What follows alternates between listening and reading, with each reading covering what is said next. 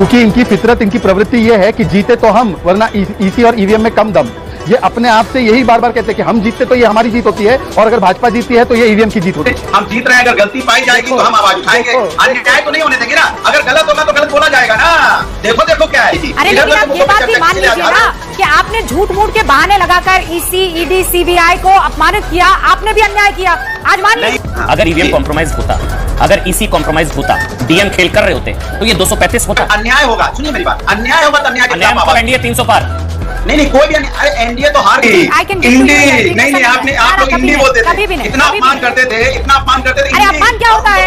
India alliance, India alliance. आइए देखते हैं मजा आएगा कि सुबह से लेकर अब तक ईवीएम बिचारी को अग्नि परीक्षा पे नहीं भेजा है, तो कम से कम 4 बजे भी यदि नतीजे बदलते हैं तो ईवीएम को दोष देना, गाली देना, ये सब नहीं करेंगे ना। एक बार पूछ लीजिए, लिखित में ले लीजिए। मैं आपसे कह रहा हूं रूबिका जी, 4 बजे अगर और 30 करोड़ वोटों की गिनती हुई और स्थितियां बदली तो अनुराग भदौरिया और इनकी जमात आकर ईवीएम को गाली नहीं देगी। ये लिखित में ले ले, आपको क्यों लगता है भाई उन्होंने अब तक आगे ऐसा कहा है? फैजाद अभी तक तो कुछ नहीं कहा, अब तो सहर्ष स्वीकार किया अब तक नतीजों को, तो अभी आगे क्यों ऐसा, आपको क्यों ऐसा लग रहा है ऐसा होगा? वो तो स्वीकार कर रहे हैं अब तक के नतीजों को, ईसी, ईवीएम, डीएम सब बढ़िया काम कर रहे हैं। क्योंकि इनकी फितरत, इनकी प्रवृत्ति ये है कि जीते तो हम, वरना ईसी और ईवीएम में कम दम। ये अपने आप से यही बार बार कहते हैं कि हम जीतते तो ये हमारी जीत होती है, और अगर भाजपा जीतती है तो ये ईवीएम की जीत होती है। अच्छा चलिए, तो इसीलिए मैं कह रहा हूँ, अभी तक आप देखिए 10 साल की सरकार के बाद, 10 साल की सरकार के बाद भारतीय जनता पार्टी और एनडीए को स्पष्ट अब देखिए, सवाल यह है कि काउंटिंग चल रही है, हमारे कार्यकर्ता भी हैं। अगर डीएम गलत करेगा लास्ट में तो हम तो आवाज उठाएंगे। हम जीत रहे हैं, अगर गलती पाई जाएगी तो हम आवाज उठाएंगे, अन्याय तो नहीं होने देंगे ना। अगर गलत होगा तो गलत बोला जाएगा ना। देखो देखो क्या है, अगर डीएम गलत करेंगे तो डीएम पे भी उठाई जाएगी ना। आप क्या सोच रहे हैं? आप बचाना चाह रहे हो क्या? अभी तक गलत हो तो गलत को हम गलत नहीं कहेंगे, अन्याय होगा तो अन्याय के खिलाफ आवाज उठेगी। इसलिए आज हार रही है भारतीय जनता पार्टी। उसने जनता के साथ अन्याय किया, जनता के मुद्दों पे चर्चा नहीं की। अरे लेकिन आप ये बात भी मान लीजिए ना कि आपने झूठ मूठ के बहाने लगाकर ईसी, ईडी, सीबीआई को अपमानित किया, आपने भी अन्याय किया। आज मान लीजिए। कभी नहीं। क्या नहीं? कभी नहीं, क्या कभी नहीं? कभी नहीं, कभी नहीं। अगर मैं फिर बोल रहा हूँ, अगर हम लोगों के जितने बंदिशों पे, जितने हमारे ऊपर बंदिश थी, इतनी बंदिश तो बीजेपी पे नहीं थी। उनकी गाड़ियां तो खुली घूमती थी। हम लोग 1-2 गाड़ी ज्यादा प्रचार में जाते थे तो पुलिस रोक लेती थी। उसके बावजूद भी आपकी हालत फस्ता हो गई है। जनता ने आपको नकार दिया।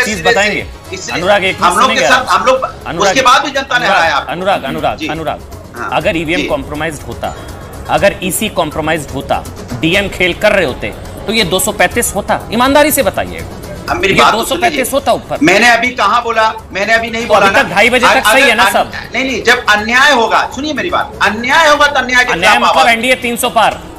नहीं कोई भी अरे एनडीए तो हार गई है। आप कहां एनडीए के चक्कर में पड़े हो? अब तो भारतीय जनता, अच्छी बात है, बधाई, कम से कम आप लोग एनडीए बोलने लगे, कुछ तो सम्मान देने लगे बीजेपी के साथ साथ आप लोग भी उनके गठबंधन को। आज तक ये बीजेपी के अलावा बोलते ही नहीं। आपने कभी भी इंडिया अरे भैया, इंडिया अलायंस ही बोला गया है, कभी नहीं। इंडी ना आई कैन नहीं, आपने, आप लोग इंडी बोलते थे, कभी भी नहीं। इतना अपमान करते थे, इतना अपमान करते थे। अरे अपमान क्या होता है?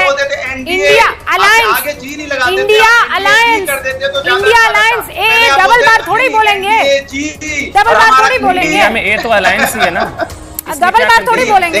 अच्छा आप मुद्दे पर आइए। नहीं तो एनडीए अलायंस बोल देते। एनडीए अलायंस तो कभी नहीं बोला गया, हमने तो कभी सुनी नहीं एनडीए अलायंस। अरे अलायंस बोलते ही नहीं है ना, एनडीए बोलते हैं। अच्छा नहीं लगता ना सर? मान लीजिए इंडिया ने मचाया शोर, इंडिया ने जताया शक, इंडिया गया हार, ये कहने में अच्छा नहीं लगता सर। India is Hindustan.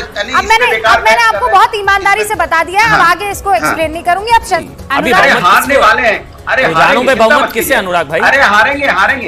मैं बता रहा हूँ ना, प्रभुराम बच्चों की तकलीफ नहीं देख सकते। प्रभुराम अपने बच्चों का क्या समझ में आ रहा है। इसलिए मैं कह रहा हूँ कि महंगाई दिन है, लेकिन मेरी बात तो सुनिए, आप फैक्ट्स पर बात करते हैं ना। अरे आज तो बोलने दीजिए अनुराग जी, आज तो बोलने दीजिए। इतने दिन तक तो हम वैसे ही वैसे ही हम लोग को रोका टोका गया। सबसे ज्यादा आपने बोला है, और ये विक्टिम कार्ड भी सबसे ज्यादा आप ही ने खेला है। आज जब बधाई दे रहे हैं तब भी आप यही अरे हम तो आपको बधाई दे रहे हैं, आप अरे मेरी तरफ से आप लोगों को डबल बधाई। आप एक बार सुन लीजिए ना, 1962 के बाद ये फैक्ट है सर, ये 2 कंप्लीट टर्म पूरा करने के बावजूद एक सरकार वापस मेजॉरिटी में आती हुई दिख रही है, वो कुनबा एनडीए का।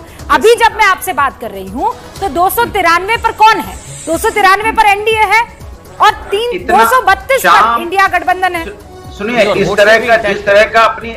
जिस तरह का दुरुपयोग देखा गया है लास्ट 10 सालों में, शाम दंड भेद सब आपने अपनाया, उसके बाद आप हारने के कगार पे हो। बहुमत पे भारतीय जनता पार्टी पूरी नहीं है, ये तो 400 पार कर रहे थे और लंबा लंबा नारा दे रहे थे। अब आप 400 पार से रोकने के लिए लड़ रहे थे, सरकार बनाने के लिए? अनुराग भाई, जो रूबिका ने बताया, अनुराग 1962 के बाद पहली बार ऐसा होगा। भारतीय जनता पार्टी को पूरे इंडिया अलायंस से ज्यादा सीटें मिली, ओडिशा में सरकार बनती जा रही है, ओडिशा में डोमिनेट, केरला में डोमिनेट, तमिलनाडु में डोमिनेट। उसके बाद हमें कहा जा रहा है कि भाई मान लीजिए कि इश्यूज आपके नहीं काम किए। भाई अति उत्साह में क्या। जय श्री राम दोस्तों, वेलकम टू माय डिबेट। से उम्मीद करता हूं कि डिबेट वीडियो आपको पसंद आई होगी। यह debate video Rubika Liyaqat, SP party के प्रवक्ता अनुराग भदौरिया और अमन चोपड़ा के बीच थे। इस डिबेट में अनुराग भदौरिया को ज्यादा बोलना पड़ गया मांगा। इस डिबेट वीडियो में अनुराग भदौरिया ने फिर से अपनी बातों की सीमा लांघ दी, जिसे रूबिका लियाकत ने how to speak in debate अच्छे से समझाया। अगर आप इसी प्रकार के डिबेट वीडियो को देखना चाहते हैं तो हमारे चैनल को सब्सक्राइब करना ना भूलें।